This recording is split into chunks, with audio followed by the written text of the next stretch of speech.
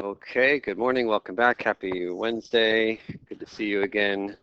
Today we are covering class number 7, polynomial optimization problems. This is one of the hardest sections in the course. Why are we putting it here and not in chapter 4 when we get there in, like 6 weeks? It's because we want to spread out the hard problems, and we are ready for some of these first hard calculus problems.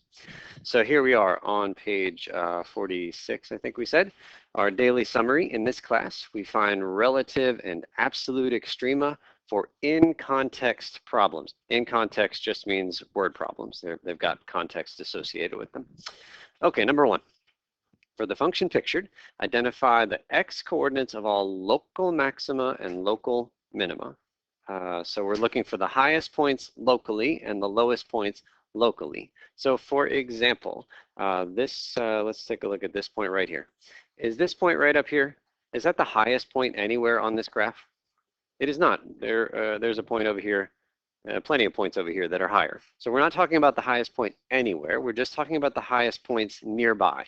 And so if you imagine that this graph here is like a mountain chain, you can work really hard and get to one of the peaks. It doesn't mean you're at the highest peak. It just means you've worked hard and you have a good view of stuff that is nearby because you are higher than the nearby points. So let's start listing some of the maxima.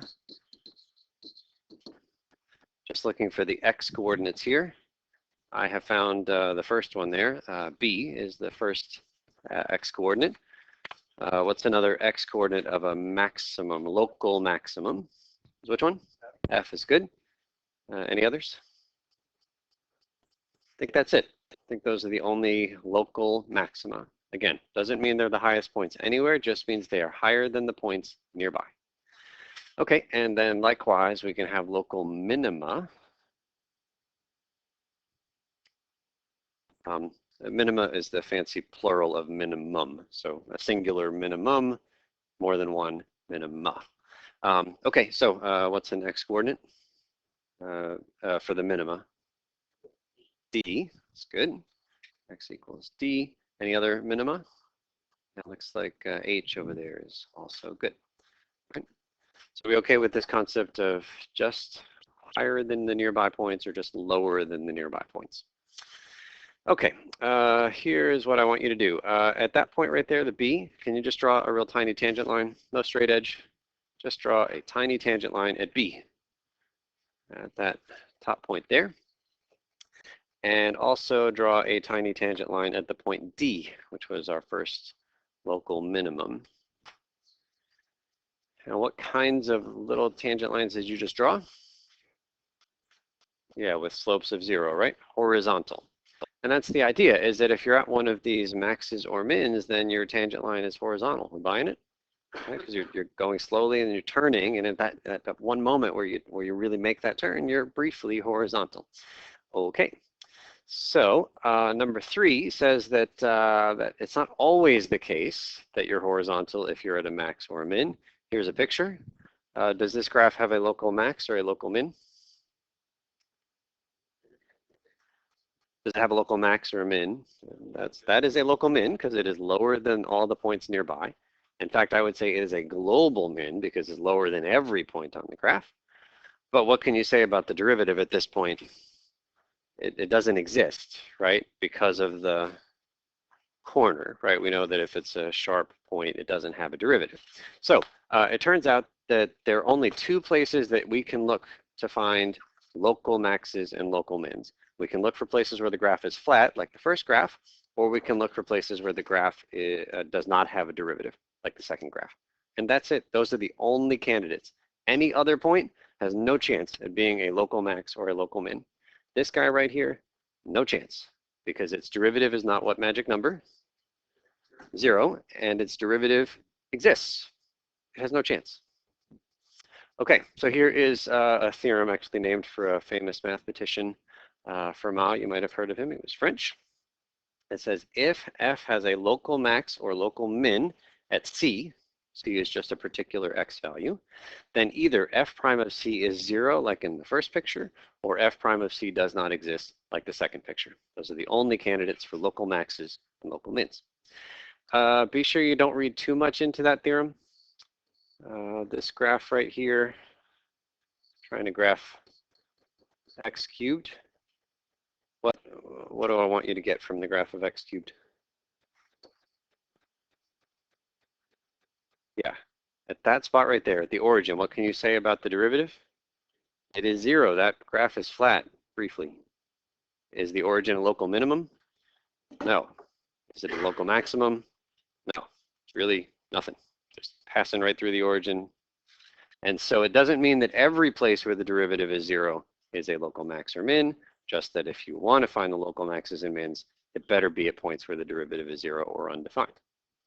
Number 5 is a definition that we actually we talked about on the very first class of the semester. We defined critical points to be places where the graph was flat or horizontal. So now we can say that more precisely. We call x a critical number of the function f if either f prime of x is 0 or f prime of x isn't defined. Critical numbers are places where the derivative is 0 or not defined. And the word critical means important, right? In some contexts, the word critical means important. This is a critical decision we have to make. Yeah? Well, that's what it means here. The points that are important are the ones where the derivative is 0 or undefined. They are critical to understanding the behavior of the graph. So the above theorem, that Fermat's theorem, tells us that the only place that relative extrema may occur is at critical numbers. Have we seen this word in this class? I don't think so. Mins and maxes together, the extreme points of the graph.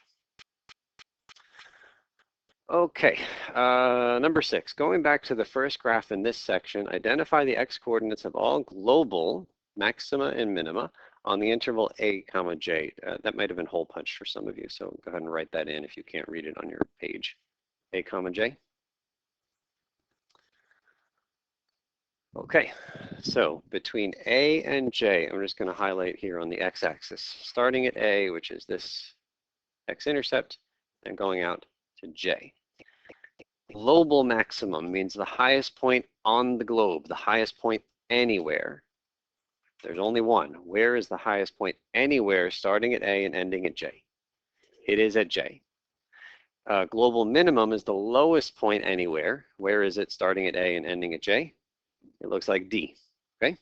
So the global maximum was over here at J, highest point anywhere, and the minimum was at D. If I extended my view and if I went further left than A, I've got points down here that are lower than D. So the global minimum really depends on what interval you choose. You change the interval, you're possibly changing where the lowest point is.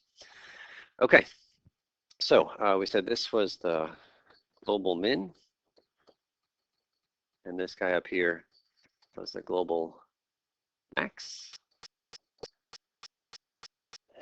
And I'll say that point D was important to us. What kind of a number is point D?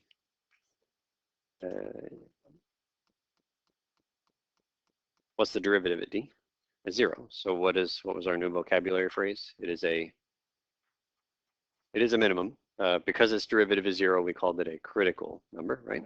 So D, I believe it's important.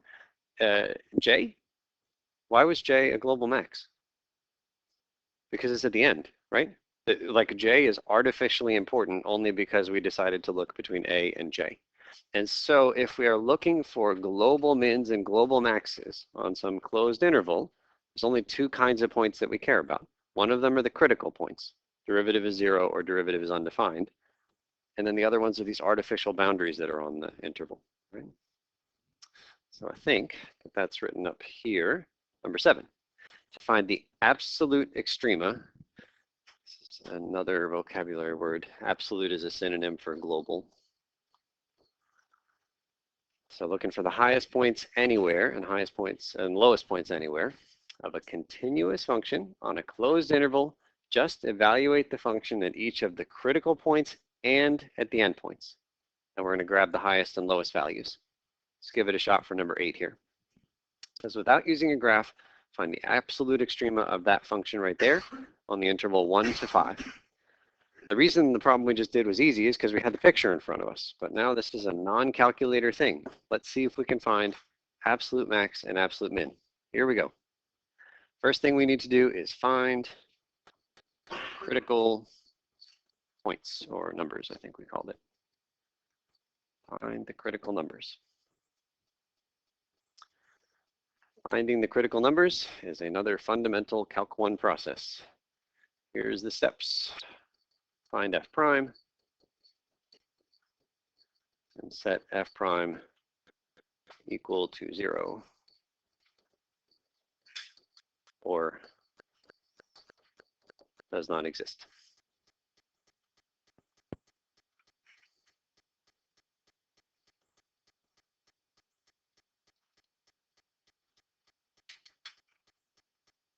Okay, let's give it a shot.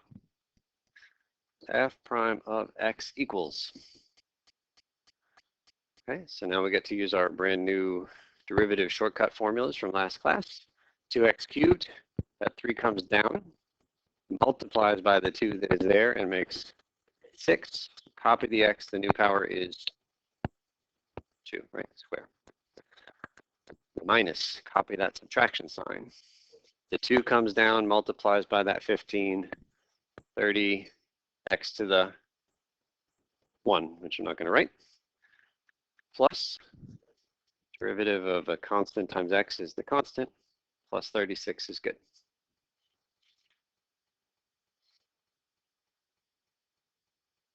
There's our derivative.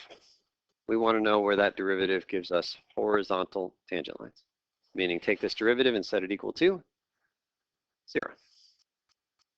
And then we pause and also think about where that derivative is not defined, but that derivative is defined anywhere. So there are no places where the derivative is undefined. Rich? All right, so we take this and set this equal to 0. No calculators, let's factor. 6 comes out of everybody. X squared minus 5x plus 6. And then we factor further. I'm picking up the pace here just because we've got about a minute left. So this guy factors, what do we get? Minus 3 and minus 2, is that right? I think that's good. So the critical numbers are at x equals 3 and x equals 2.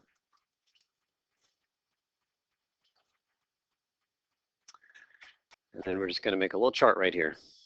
The process said just plug your critical points and endpoints into the original formula.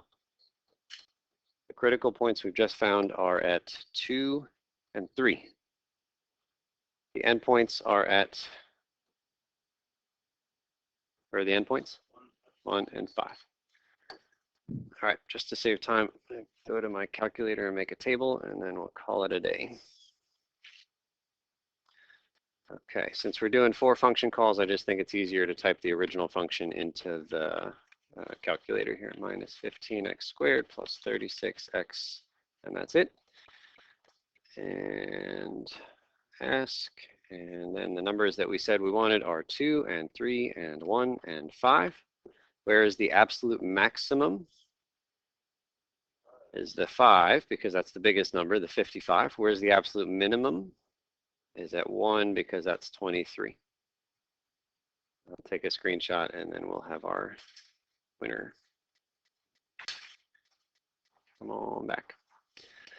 Okay, sorry to go a little bit over today. We will see you guys on next class.